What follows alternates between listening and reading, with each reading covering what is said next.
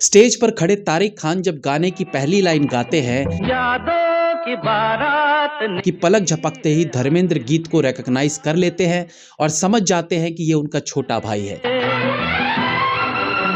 जबकि इनका बीच वाला भाई यानी विजय अरोड़ा भी गीत को सुनते हैं और उसको गाना दिल पर लगता जरूर है, बट स्टिल वो थोड़ा सा कंफ्यूज है कि क्या ये वही बचपन वाला गाना है जो उनकी माँ सुनाती थी, इसलिए वो थोड़ा और सुनने की कोशिश करता है।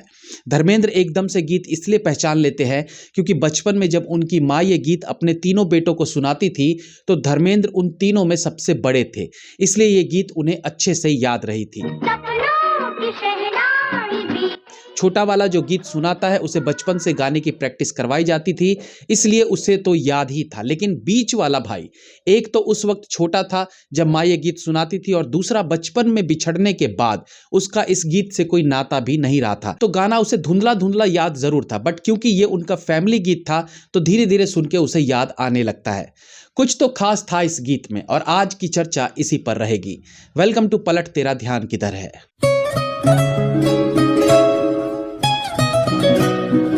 होटल का सीन है। स्टेज पर एक लड़का गिटार लेकर अपना प्रोग्राम शुरू करने वाला है। हालांकि उसके गिटार पकड़ने के स्टाइल से ही पता चलता है वाह क्या एक्टिंग कर रहा है। लेकिन हमेशा की तरह अपने प्रोग्राम को शुरू करने से पहले वो अपने बचपन का गाना इस उम्मीद से गाता है कि कभी तो उसके बिछड़े भाई ये गीत सुनेंगे और उसे पहचान लेंगे।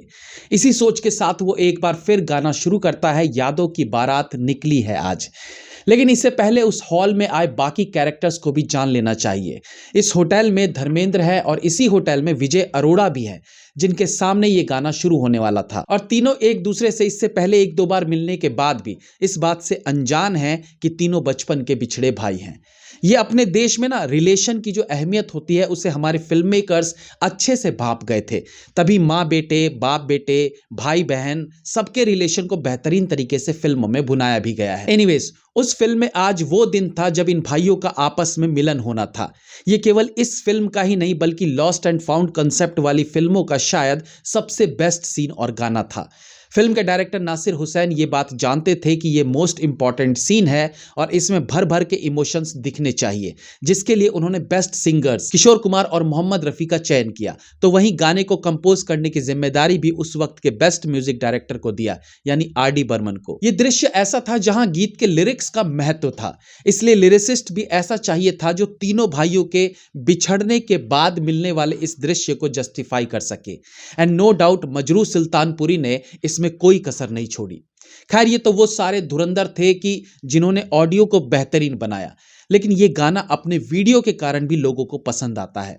गाने में धर्मेंद्र ने जो इमोशनल एक्सप्रेशंस दिए हैं उनका कोई तोड़ नहीं है। शायद उनकी तरह कोई दूसरा इस तरह का हृदय तोड़ परफॉर्मेंस नहीं दे सकता था। आगे भी होगा जो। गाना शुरू होते ही धर्मेंद्र पहचान जाते हैं कि अरे ये तो मेरा बचपन का बिछड़ा छोटा भाई है, लेकिन मजबूरियों के कारण वो भाई से नहीं मिल पाते हैं। मजबूरियां क्या थी उससे पहले आपको बता दूं कि देखो, आप जीवन में कितने भी सक्सेसफुल हो जाओ बट आपके पूर्वजों के किए पापों का फल आपको एक दिन जरूर मिलेगा। जी हाँ, धर्मेंद्र अपने भाई से नहीं मिल पा रहे थे, उसका लिंक जुड़ा है फिल्म मेकर रोहित शेट्टी से।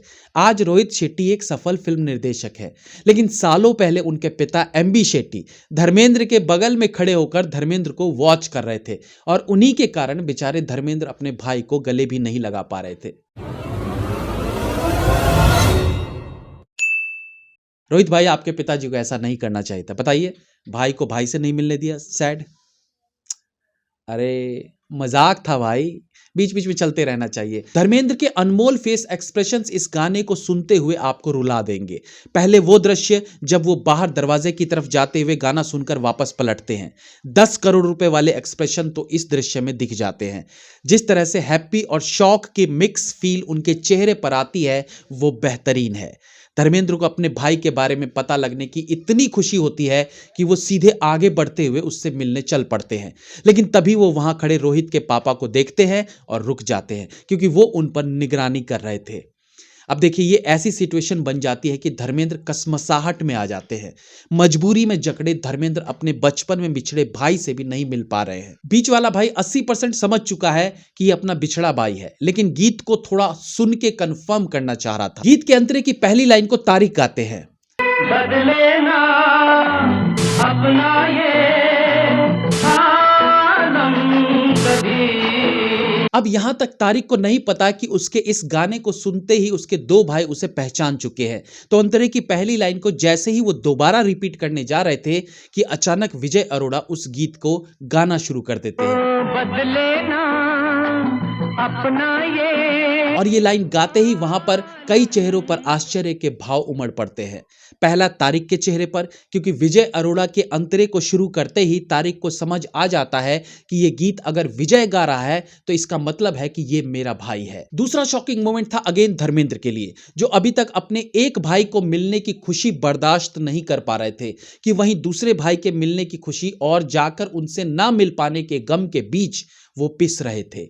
ये मतलब दिल तोड़ दृश्य है, स्पेशली धर्मेंद्र का जो एक्सप्रेशंस था ना, वो मतलब शब्द नहीं है उसको बयां करने के लिए। What a pure expressions.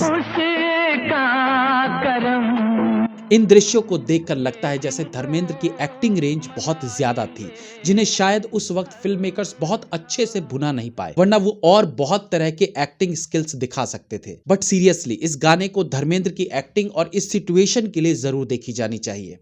अच्छा, विजय अरोड़ा और तारिक दोनों एक दूसरे को पहचान चुके हैं, लेकिन दूर से ही गाना गा रहे हैं। क्यों? क्योंकि लाइव शो को वो खराब नहीं करना चाहते थे। पूरी ईमानदारी के साथ वो गाने के खत्म होने का इंतजार करते हैं, तब जाकर वो मिलते हैं। Oh my God, again Dharmendra का ये दृश्य फिर दिल को छलनी करता है। Brilliantly performed. इस गीत को इतना खूबसूरत बनाया गया है, गाया गया है, परफॉर्म किया गया है और इतनी खूबसूरत सिचुएशन रखी गई है कि ये one of the best emotional song कहलाता है। हालांकि परफॉर्मेंस की बात हो रही है तो विजय अरोड़ा के एक्सप्रेशंस भी इंप्रेसिव लगते हैं। हाँ, तारिक थोड़ा और बेहतर कर सकते थे। खैर, आपने भी ये गीत जरूर देखा होगा, लेकिन एक बार फिर देखिए और फील कीजिए। आई एम श्योर आपको धर्मेंद्र से प्यार हो जाएगा। Have a nice day.